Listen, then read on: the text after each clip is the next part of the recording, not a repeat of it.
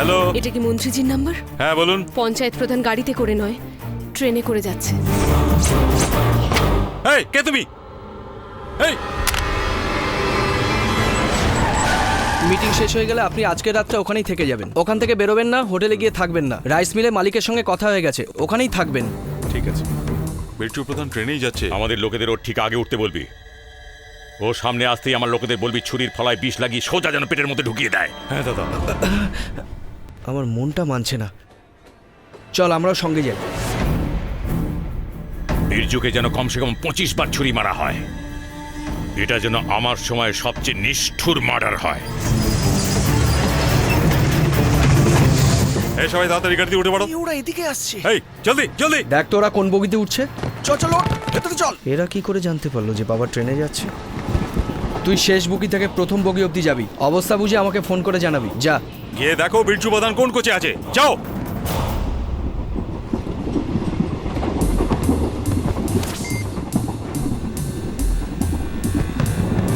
তুই ফলো করতে থাক।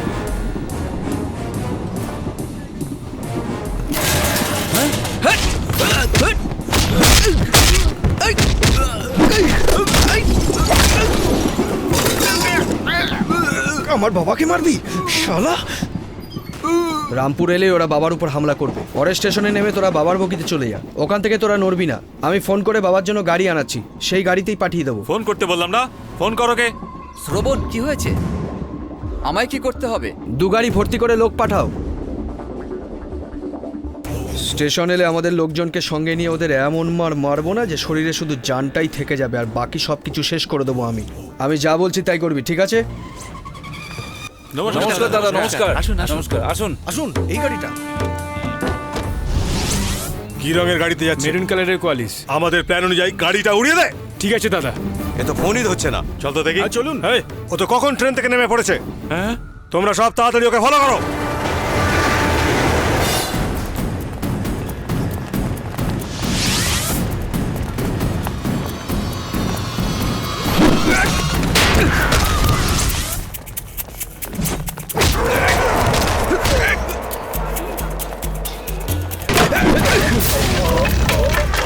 এটা কে রে? এটা ওই ছেলেটাই।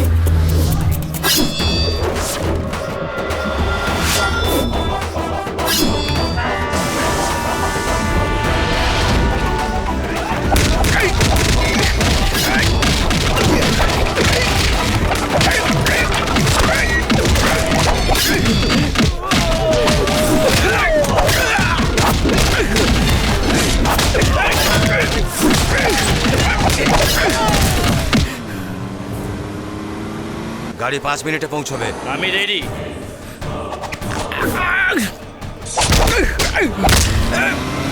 গাড়ি এসে গেছে, উড়িয়ে দাও। ওকে বস।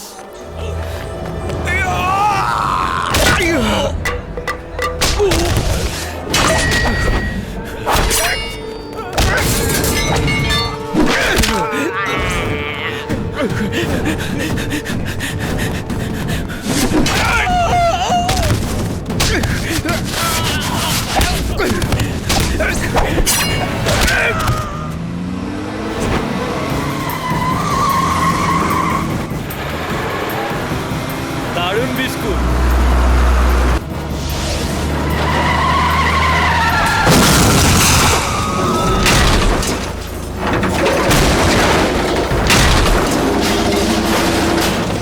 কাজ হয়ে গেছে।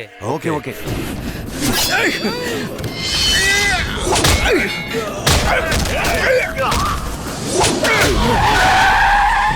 কে করলো ওটা? কি অবস্থা? সবাই মরে গেছে। সবাই মারা গেছে।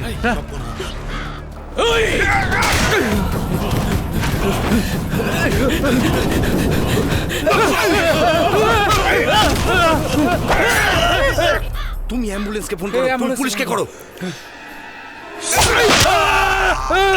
তুই খালি অন্যের ফোন থেকে আমায় হুমকি দিবি? আমি তোর বাপকে লরির ধাক্কা মেরে দিয়েছি। লাশটা গুটিয়ে তুলে নে। ওর শরীরটাকে জ্বালিয়ে দেওয়ার পর তোর মা আর বোনকে সঙ্গে নিয়ে এসে আমার চরণ স্পর্শ করে যাস তুই। তাড়াতাড়ি আয়।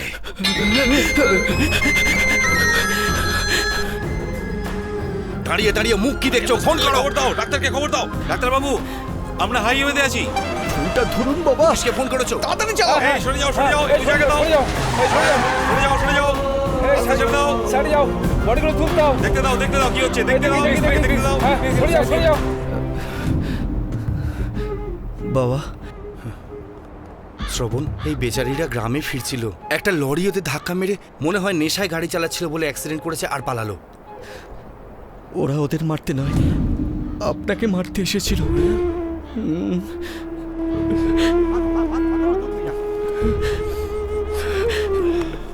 তুই তো আমার নাকটা কেটে দিয়েছিস।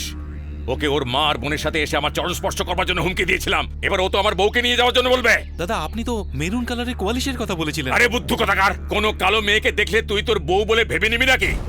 এই খোঁজ কর, যে মেয়েটা ফোন করেছিল সে ওদের শত্রু না আমাকে কনফিউজ করার জন্য ফোন করেছিল।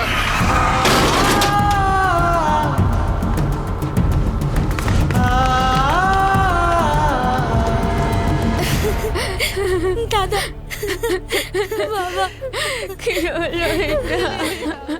ঘাবড়াস না বাবু, আমি একেবারে ঠিক আছি।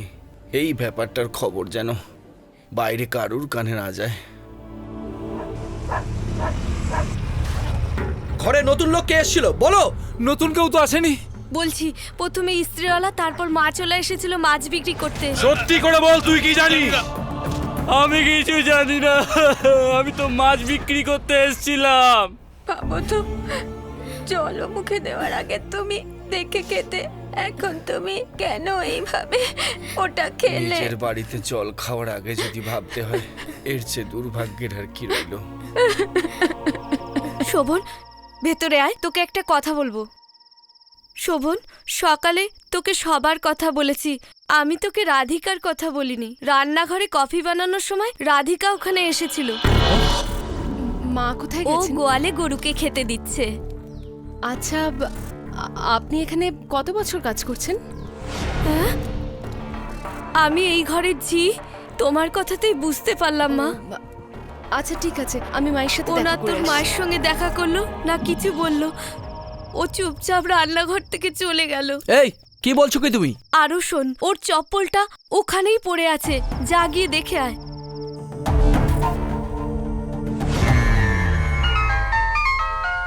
ছোট মালিক, একটা খবর আছে। একটা মেয়ে ফোন করে জানিয়েছিল যে মালিক ট্রেনে করে যাচ্ছেন, সব দিকে নজর রাখবেন।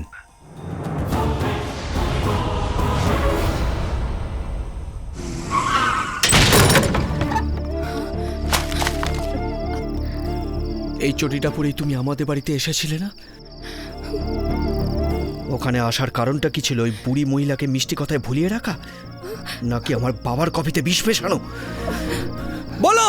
আমি বলছি, তোমার বাবাকে মারবার জন্য আমি ওকে তোমাদের বাড়ি পাঠিয়েছিলাম।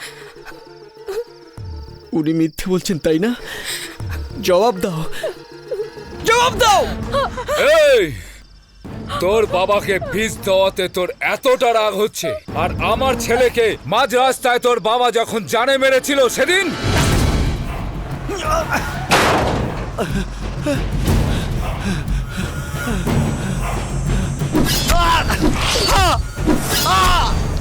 বীর্য প্রধানের বিরুদ্ধে বলছিস?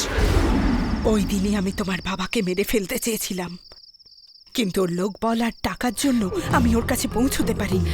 এর মধ্যে একদিন আমি তোমাকে আমার মেয়ের সাথে কথা বলতে দেখেছিলাম, আর ওই দিনই আমি সিদ্ধান্ত নিয়েছিলাম যদি প্রতিশোধ নিতে হয় তাহলে এটাই একমাত্র রাস্তা। ও আমার মেয়ে, তাই ওর হাতে বিষ দিয়েছিলাম। যদিও আমার ছেলে হতো তাহলে তলোয়ার দিতাম আমি। ওর বাবা স্মৃতি ভেবে যাতে কষ্ট না পায়, সেই জন্য 11 বছর আমার একমাত্র মেয়েকে আগলে রেখেছি। আমি এটা জানি না যে আমার বাবা তোমার বাবাকে মেরেছিল কিনা, কিন্তু আমার বাবাকে মারার জন্য তুমি আমার সাথে ভালোবাসার নাটক করলে। তুমি এটা করতে পারলে, আমাকে মেরে ফেললে না কেন?